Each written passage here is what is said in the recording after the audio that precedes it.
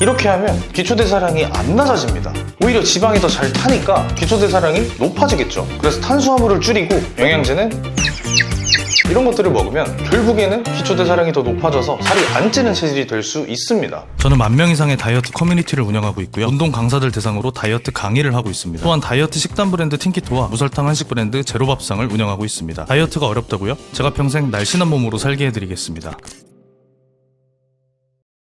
여러분 안녕하세요. 틴키토 김윤겸입니다. 저희가 최근에 유튜브 댓글에 기초대사량 관련한 질문들이 정말 많이 달렸어요. 저탄수 다이어트를 하거나 간헐적 단식을 하면 기초대사량이 줄어든다 부터 해서 그렇게 하면 근손실이 온다. 일반인들은 뭐 상관없겠지만 운동 열심히 하려는 사람들은 저탄수나 간헐적 단식을 절대 하면 안 된다. 이런 내용들이 정말 많이 달렸습니다. 그래서 제가 일일이 답변을 드리기도 너무 양이 많으니까 영상으로서 한번 정리를 해봤는데, 오늘 영상 보시고 저탄건지와 간헐적 단식을 할 때 기초대사량과 근손실에 관한 걱정을 덜어드릴 수 있도록 한번 열심히 찍어보겠습니다. 자, 바로 본론으로 들어갈게요. 여러분들이 다이어트를 할 때 가장 중요한 게 많은 에너지를 소모하는 거죠. 그 중에서도 체지방, 이 지방을 에너지로 태우는 지방 대사를 높이는 게 굉장히 중요합니다. 그런데 이 대사에는 크게 두 가지 개념이 있어요. 하나는 오늘 주제인 기초대사량이 있고, 두 번째는 활동대사량이 있죠. 이 두 가지를 더하면 총대사량이 나옵니다. 이 기초대사량은 쉽게 말해서 우리가 아무것도 안 하고 침대에 누워만 있어도 소비하는 에너지를 말해요. 예를 들어 내가 심장이 뛰는데도 에너지를 쓸 거고, 뇌를 써서 가만히 누워서 머리로 뭔가 생각을 할 때 쓰는 에너지도 다 이 기초대사량입니다. 우리가 음식을 먹고 소화시킬 때 쓰는 에너지도 마찬가지고요. 내가 뭔가 움직이지 않아도 소비하는 에너지들을 대부분 다 기초대사량이라고 보시면 돼요. 그럼 활동대사량은 뭐냐? 지금처럼 제가 말을 한다거나 움직인다거나 운동을 한다거나 무언가 활동을 할 때 소비하는 에너지, 활동대사량이라고 합니다. 그래서 이 두 가지를 합친 값이 우리가 하루 동안 소비하는 에너지의 총량을 나타내겠죠. 그게 바로 총대사량이고요. 근데 이 총대사량 중에서 과연 기초대사량과 활동대사량이 각각 몇 프로 정도일까? 이게 굉장히 중요한 포인트입니다. 사람들이 막 운동을 열심히 해서 살을 빼려고 하지만 이 총대사량의 6에서 70% 이상이 기초대사량에 해당을 합니다. 훨씬 더 많은 포지션을 차지하고 있는 거죠. 사실 이것도 제가 좀 보수적으로 얘기한 거고, 운동량이 적은 사람들 같은 경우는 거의 뭐 8에서 90%까지 기초대사량에 해당할 수도 있겠죠. 근데 안타깝게도 요즘 이렇게 뭐 헬스 유튜브나 운동이 되게 핫한 트렌드로 떠오르기는 했지만 대부분의 현대인들은 여전히 좌식 생활이 훨씬 더 많습니다. 그래서 운동을 하는 건 당연히 좋으나 현실적으로 회사 일도 바쁠 거고 운동을 할 만한 여건이 잘 안 되는 분들은 활동대사량을 높이기가 굉장히 어려울 거예요. 그래서 내가 운동을 열심히 할 수 있는 여건이든 아니든 일단 더 많은 포지션을 차지하고 있는 게 기초대사량이기 때문에 얘를 높이는 게 다이어트에서 핵심이라는 겁니다. 예를 들어서 근육량이 많지 않은 여성의 경우에 보통 기초대사량이 1100에서 1200칼로리 정도 나오거든요. 근데 내가 만약에 어떤 방법으로 기초대사량을 확 높여서 여성임에도 불구하고 1500에서 뭐 1800칼로리 이렇게 기초대사량을 높이면 남들보다 한 끼 더 먹는다고 해서 살이 안 찌는 그런 좋은 체질이 될 수가 있겠죠. 그래서 다이어트에서 제일 중요한 거는 이 기초대사량을 높이는 겁니다. 근데 이 기초대사량을 어떻게 정확하게 계산할 것인가, 이게 굉장히 중요해요. 사실 많은 사람들이 기초대사량을 접하는 경로가 인바디일 겁니다. 인바디를 측정하면은 근육량과 뭐 지방량 이런 것도 나오지만 기초대사량이 측정돼서 나오죠. 그래서 제가 아까 근육량이 많지 않은 여성들의 평균 기초대사량이 1100에서 1200 정도라고 얘기한 게 저도 그 인바디에서 제시하는 자료를 가지고 말씀을 드린 겁니다. 근데 이 인바디는 저희가 지난 컨텐츠에서 다뤘지만 근육량과 지방량을 굉장히 정확하게 구분하는 기술이 있죠. 그래서 인바디에서 계산하는 기초대사량 또한 근육량과 지방량을 토대로 계산하는 값입니다. 예를 들어 내가 지금 근육량이 뭐 25kg가 나왔고 체지방량이 한 15kg가 나왔다. 그럼 얘를 근육량 1kg당 몇 칼로리, 지방량 1kg당 몇 칼로리 뭐 이런 식으로 계산을 해서 기초대사량을 나타내는 거예요. 근데 이렇게 계산한 기초대사량이 실제로 정확할까? 이건 한번 생각을 해봐야 됩니다. 왜냐? 기초대사량은 근육량과 지방량에도 굉장히 많은 영향을 받지만 그보다 갑상선 호르몬과 부신 호르몬에 의해 더 많은 영향을 받기 때문입니다. 무슨 말인지 더 자세히 설명을 해볼게요. 인간의 몸은 누구나 똑같아요. 전부 다 세포로 이루어져 있어요. 사람의 덩치에 따라 다르겠지만 40조 개의 세포, 70조 개의 세포, 하여튼 셀 수 없이 많은 세포로 구성된 게 인간입니다.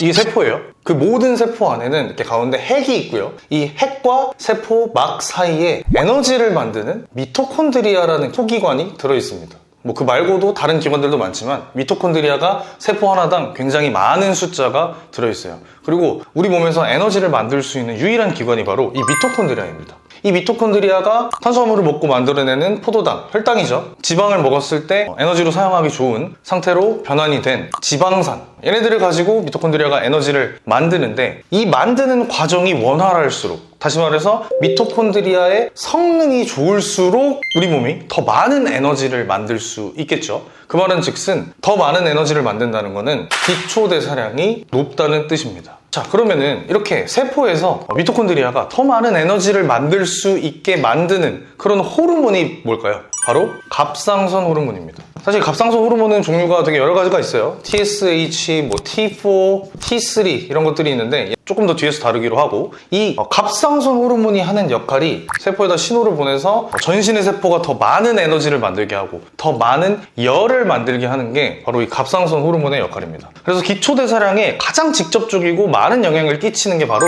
갑상선이라는 기관이에요. 근육량이 늘어도 당연히 기초대사량이 높아집니다. 실제로 보통 일반 사람들이 1년 내내 근력 운동을 열심히 하면 1년에 근육이 1kg에서 2kg 정도가 증가하는데, 근육 1kg가 늘었을 때 기초대사량이 약 16칼로리 정도가 높아진다고 해요. 이 16칼로리 너무 작지 않나요? 우리가 밥 한 공기만 먹어도 300~400칼로리인데 근육량 늘려서 밥 한 공기만큼 기초대사량을 확보하려면 거의 근육량이 20kg 가까이 늘어야 되는 거예요. 물론 근육량이 늘면 활동을 할 때 소비하는 그 활동대사량도 높아지기 때문에 여러 이점이 있는 건 맞으나 이 기초대사량에 지대한 영향은 없다는 겁니다. 활동대사량에는 분명히 좋은 영향이 있겠죠. 그래서 이 근육량 1kg를 늘리는 것보다 갑상선의 기능을 좋게 만드는 게 기초대사량에 훨씬 더 큰 영향을 줄 수 있다, 이렇게 정리할 수 있겠죠. 그래서 여러분들 주변에 특히 여성분들의 경우에는 갑상선 기능 저하증을 겪는 분들이 꽤 있는 걸로 알아요. 이런 증상이 나타나면 어떻게 되죠? 갑자기 평소랑 똑같이 먹는데 살이 확 불어나죠. 왜? 기초대사량이 엄청나게 떨어졌으니까. 왜냐? 갑상선의 기능이 저하됐으니까. 반대로 갑상선 항진증을 겪는 분도 있어요. 이 항진증은 기능이 너무 과활성화됐다는 뜻이겠죠. 이 갑상선 항진증을 겪는 분들은 똑같이 먹었는데 살이 쏙 빠지는 경우가 있습니다. 왜냐? 갑상선이 너무 과활성화돼서 기초대사량이 확 높아졌기 때문이겠죠. 물론 이 두 가지는 질병에 해당하기 때문에 실제로 이런 증상을 겪는 분이 그렇게 많지는 않을 거예요. 근데 이 갑상선 기능 저하증 중에서 이런 질병으로까지 진단받지 않는 조금 더 약한 수준의 기능 저하를 겪는 분들은 생각보다 꽤 많습니다. 이런 거를 여기 갑상선 호르몬의 일부인 로우 T3 신드롬이라고 해요. 이 갑상선 호르몬 중에 세포에 가장 많이 작용하는 T3 호르몬이 로우, 낮다, 이런 것들을 겪는 사람들을 로우 T3 신드롬을 겪고 있다고 표현을 합니다. 그래서 이런 분들은 병원에서 검사해보면 갑상선 기능 저하증이 아닌데 갑상선 기능 저하증과 비슷한 증상을 겪어요. 요거는 조금 더 의학적인 얘기라 제가 자세히 다루기는 힘들지만 어쨌든 이런 병에 해당하지 않아도 갑상선이 저하된 사람들이 굉장히 많다는 겁니다. 그런 사람들은 당연히 기초대사량이 떨어지니까 똑같이 먹어도 남들보다 살이 더 잘 찌고 다이어트를 해도 살이 안 빠지는 체질이 되겠죠. 자, 그럼 내가 갑상선 호르몬이 실제로 저하되어 있는지, 그래서 기초대사량이 낮은지 어떻게 확인할 수 있느냐? 모발 미네랄 검사를 해보면 됩니다. 이 갑상선 호르몬이 작용하는 데에는 되게 다양한 미네랄들이 필요해요. 그리고 우리 모발에는 약 3개월 동안에 특정 미네랄이 얼마나 결핍되어 있고 얼마나 많은지에 대한 히스토리가 이 머리카락에 전부 다 담겨 있습니다. 그래서 저희가 맨날 얘기하는 바이오컴에서 진행하는 모발 미네랄 검사를 실시하면 여러분들의 몸에 근 3개월 동안 어떤 미네랄이 부족한지 낱낱이 알 수가 있어요. 그러면은 그 중에서 갑상선 호르몬을 활성화시키는 데 필요한 미네랄이 부족한 사람들도 해당 증상을 확인할 수가 있겠죠. 이 갑상선 기능 저하증은 병원에서 하는 혈액 검사를 통해서만 나오는데 그때는 이 T3에 관한 정보가 포함이 안 됩니다. 이 TSH랑 T4만 가지고 병을 진단을 해요. 근데 실질적으로 갑상선 기능 저하에 굉장히 큰 영향을 미치는 건 이 T3입니다. 그리고 이 T3가 실제로 잘 작용하고 있는지를 알 수 있는 단서가 바로 이 미네랄들인데, 얘는 모발 검사를 해야만 알 수 있다는 거, 이렇게 이해를 하시면 될 것 같고요. 그래서 그런 검사를 해보면은 검사 결과지에 여러분들의 대사 유형이 나옵니다. 이런 말 들어보셨을 거예요. 느린 대사, 나는 대사가 느려서 살이 잘 안 빠져, 이런 말 많이 들었을 겁니다. 그리고 빠른 대사, 난 대사가 빨라서 몸에 열도 많고 땀도 많이 나, 이렇게 두 가지 종류의 대사를 익히 들어서 알고 계실 텐데, 갑상선 기능이 저하된 사람들은 대부분이 다 이 느린 대사에 해당합니다.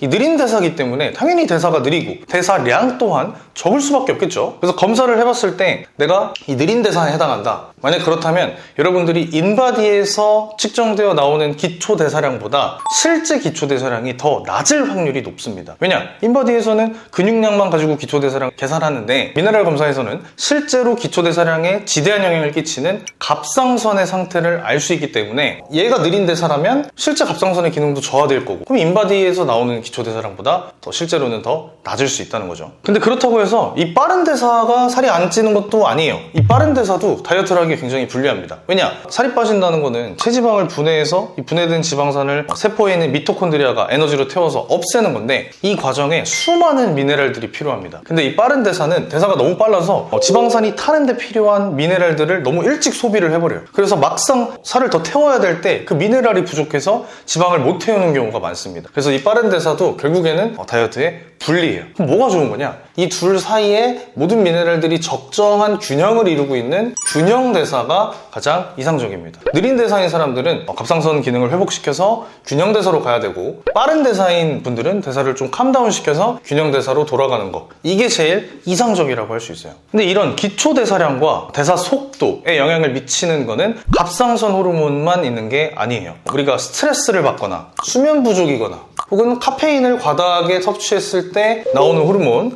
코르티솔이 이 기초 대사량에 영향을 미칩니다. 어떻게 하느냐? 이 코르티솔이 갑상선 호르몬인 T3 호르몬으로 작용하는 데에서 방해를 해요. 방해. 더 정확히 얘기하면 갑상선 호르몬 T4가 T3로 전환이 돼야 되는데, 이 전환 과정을 방해하는 게 바로 코르티솔입니다. 그래서 이 T3가 세포가 에너지를 만들도록 하고 열을 발생시키도록 하는 이 과정을 방해하니까 당연히 기초대사량이 떨어질 수밖에 없겠죠. 그래서 여러분들이 기초대사량을 확실하게 회복시키고 싶다면 운동을 해서 근육량을 높이는 것도 좋지만, 일단 우선적으로는 갑상선을 회복시키는 데 집중을 하시고, 그 다음에 갑상선 호르몬의 활성을 방해하는 코르티솔을 낮추는 데 집중을 하셔야 됩니다. 그 방법이 뭐냐? 스트레스를 줄이고 수면 시간을 높이고 카페인 섭취를 줄이는 것, 이 세 가지가 굉장히 중요합니다. 결국에 중요한 건 갑상선 호르몬이라고 했어요. 이 갑상선 호르몬이 실질적으로 기초대사량을 결정한다. 그래서 이 갑상선 호르몬인 T4와 T3, 그리고 이 둘이 잘 전환되게 만드는 게 대사에서 가장 중요하다라고 설명을 했습니다. 그럼 이 전환을 잘 되게 하려면 도대체 뭘 해야 될까요? 일단 아까 얘기한 이 전환을 방해하는 코르티졸을 낮추는 거는 굉장히 중요하겠죠. 스트레스 줄이고 잠 충분히 자고 커피를 줄이는 거, 그리고 이 T4가 T3로 잘 전환되도록 하는 미네랄을 충분히 섭취해줘야 된다. 이 중에서 가장 중요한 게 바로 요오드와 셀레늄과 아연과 마그네슘입니다. 비타민 D도 있어요. 이 5가지 미네랄이 갑상선 호르몬 자체의 량도 높이고 세포에 더 많이 작용하는 이 T3로의 전환도 높이는데 굉장히 큰 도움이 됩니다. 그래서 미네랄 검사를 했을 때 느린 대사로 나온 분들한테는 제가 이 5가지 영양제를 꼭 챙겨 먹으라고 말씀을 드리고 있죠. 그래서 이 T4가 낮은 사람들은 특히 요오드를 많이 먹는 게 좋다라고 할 수 있습니다. 그리고 만약에 코르티졸 수치가 너무 높은 분들은 그 코르티졸이 활성산소를 만들어서 여러분 세포를 손상시키기 때문에 이 활성산소를 막아주는 비타민 C도 넉넉하게 드셔주는 거를 더 많이 추천을 드리겠습니다.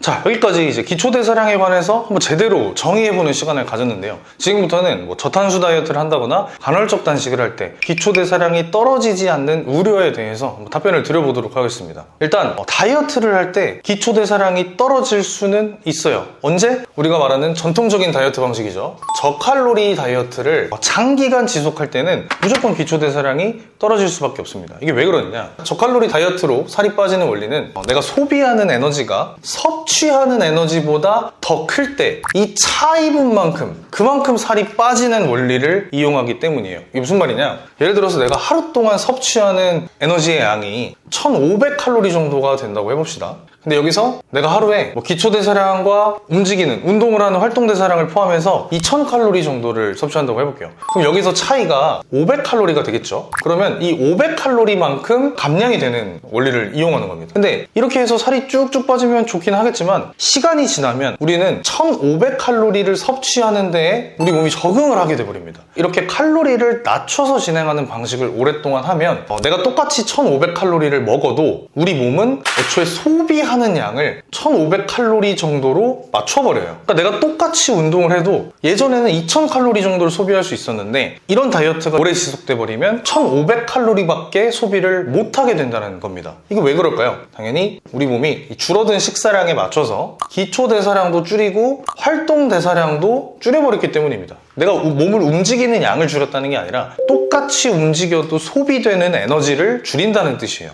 그래서 이렇게 되면은 내가 다이어트 식단으로 1500칼로리를 먹어도 살이 빠질 수가 없겠죠? 섭취 칼로리와 소비 칼로리가 똑같기 때문에. 이럴 때 살을 더 빼려면 어떻게 해야 되느냐? 섭취하는 칼로리를 1000칼로리로 줄여버려야 됩니다. 그러면은 소비 칼로리가 1500인데 내가 1000만 먹으니까 여기서도 차이가 500칼로리가 나오겠죠? 그러면 이만큼이 또 감량이 되는 거예요. 자, 근데 문제는 지금 벌써 이 두 사이클을 돌면서 내 기초 대사량이 1500칼로리로 줄어버렸습니다. 근데 여기서 만약에 이 식단을 또 오랫동안 지속을 하면 내 기초 대사량이 다시 1000칼로리에 가깝게 줄어들겠죠? 왜냐? 섭취하는 칼로리가 그만큼 줄었으니까. 그래서 이때도 한 번 더 기초 대사량과 활동 대사량이 모두 다 줄어버리게 됩니다. 그러니까 장기적으로는 이 저칼로리 다이어트를 오래 지속하면 기초 대사량이 떨어질 수밖에 없어요. 한 번에 막 몇십 킬로를 뺀 사람이, 막 30kg 뺀 사람이 한 6개월 정도 지나니까 다시 원상태로 요요가 와버렸다. 이런 경우 많이 보셨을 텐데 이게 다 이런 문제에 해당하는 겁니다. 기초대사량이 떨어졌기 때문인 거죠. 자, 그럼 기초대사량이 떨어지지 않게 다이어트를 하려면 어떻게 해야 되느냐? 이 섭취 칼로리, 그러니까 음식의 양을 줄이는 방식으로 접근해서는 안 됩니다.